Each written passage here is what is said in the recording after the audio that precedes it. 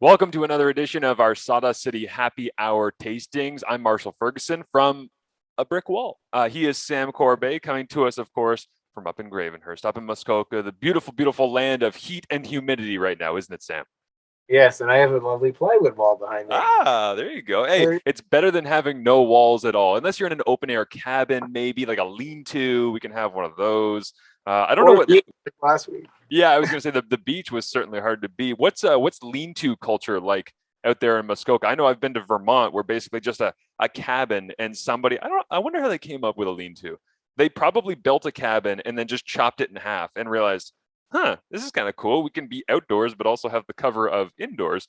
Because I know when I've been to Vermont, every single campground that you go to, where you're drinking beers around the campfire, has a lean-to, and it's the best thing ever because you're basically getting the best of both worlds. That is true. The only I guess closest thing to a lean-to I could imagine are those pop-up tents that you see on the beach. But Oh yeah. not a big lean-to culture up here. We got to expand it. We got to make it a thing, I feel like could Ontario. be Okay, it's that's got to be part of the plan moving forward. Just like enjoying a Coriolis effect kettle sour should be part of your weekend plans. Let's crack these bad boys open. Excited to have this one.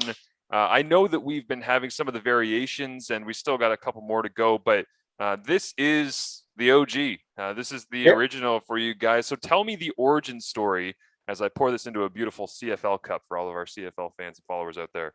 What Where started where it this came started from? as a collab between us and a bar in Toronto called Bar Hop. And it was just at the time kettle sours were just sort of coming around. They weren't pretty popular yet. We still called it a Berliner Weiss, which I mean, in terms of style, is pretty close, but uh, a traditional Berliner Weiss is made quite differently than a kettle sour. But again, I was saying is in the infancy of the sours, and we started off originally using some syrups that the head chef at Bar Hop made. He made a raspberry syrup and a woodruff syrup, which are traditional in Germany or Berlin, and that was sort of the beginning. And then from there, we started going making it a yearly release, and now it's been almost 7 years. We've done very many different variants. It's a good base to kick off fruit, to kick off zests and spices.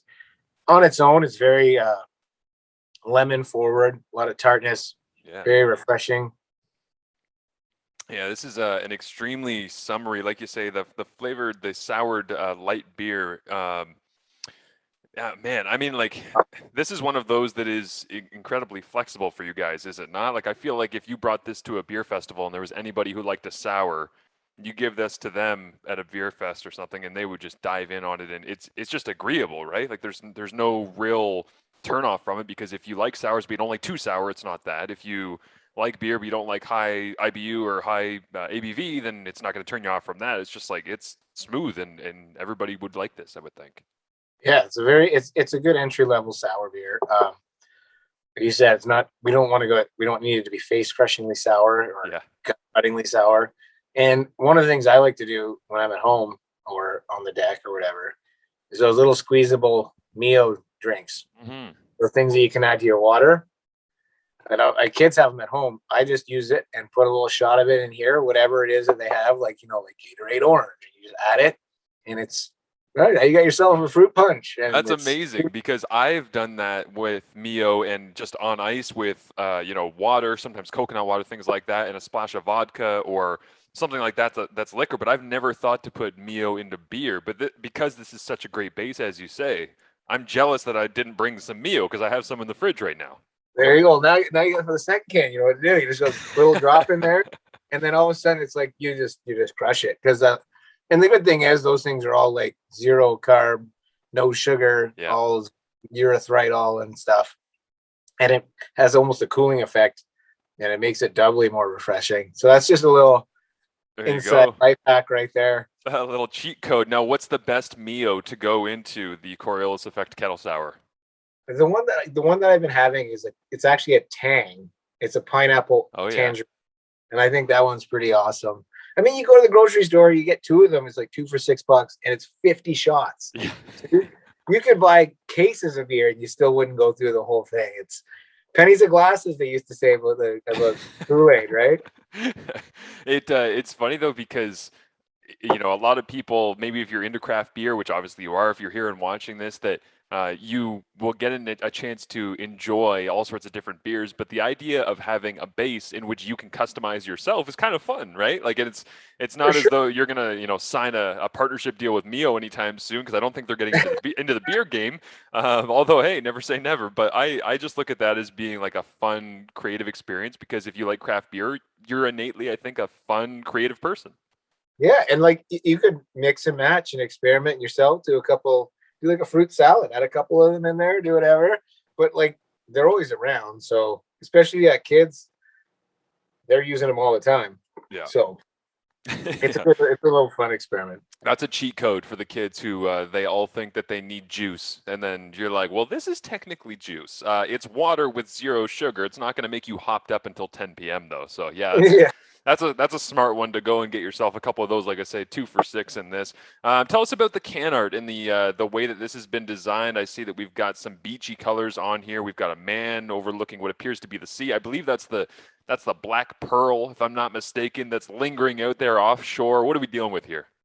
So originally, like when I think of the Coriolis effect, so the Coriolis effect is this, when you're in the southern hemisphere or the northern hemisphere, it's the way that the water spins due to the curvature of the earth.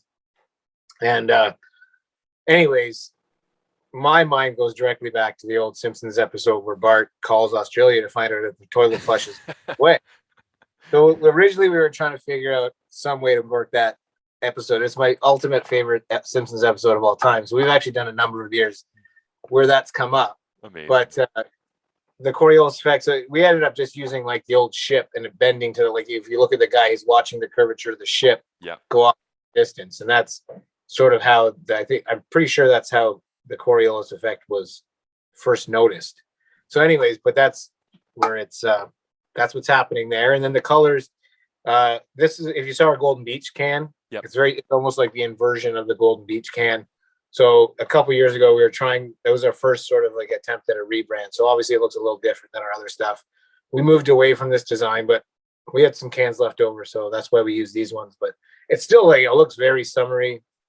It looks like a refreshing drink. So blue sky, sandy beach, blue water, looks very inviting, and 3.5%. But yeah, it'll all come back to the Simpsons eventually. That's amazing. Now, why did The Simpsons have such a big influence on you and some of your creative decisions at Sawdust?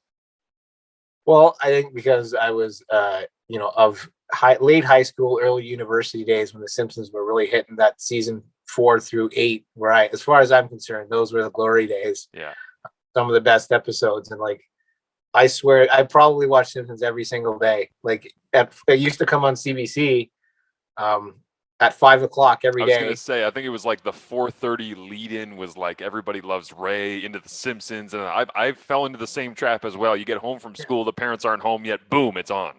And so that's, I grew up on that. I remember at university doing the same thing. I have all of them on DVD, but like a lot of the humor and sort of, the way that you perceive pop culture for me came from very referential humor. It's all in those years of The Simpsons when like Conan was still writing for them and stuff. Like that was definitely a big influence on me in my early adulthood and late teenage years.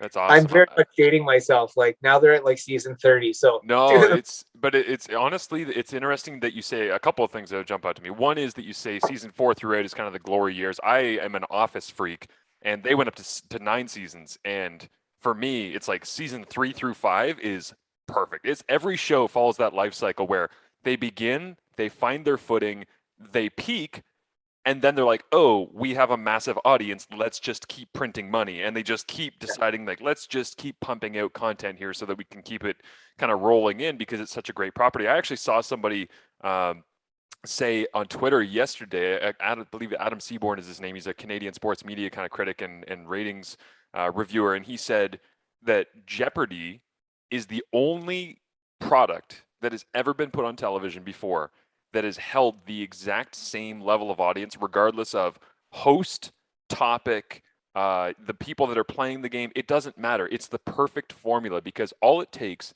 is trivia questions that are interesting. And it doesn't even matter if you like or hate the people that are contestants because they change every single day. If you don't like the host doesn't get in the show enough for you to actually want to tune out unless you're, stuck to it and you despise whoever was there after, Trebek, before, whatever. But the idea of having that equation, it's like it's so formulaic that Jeopardy is just king.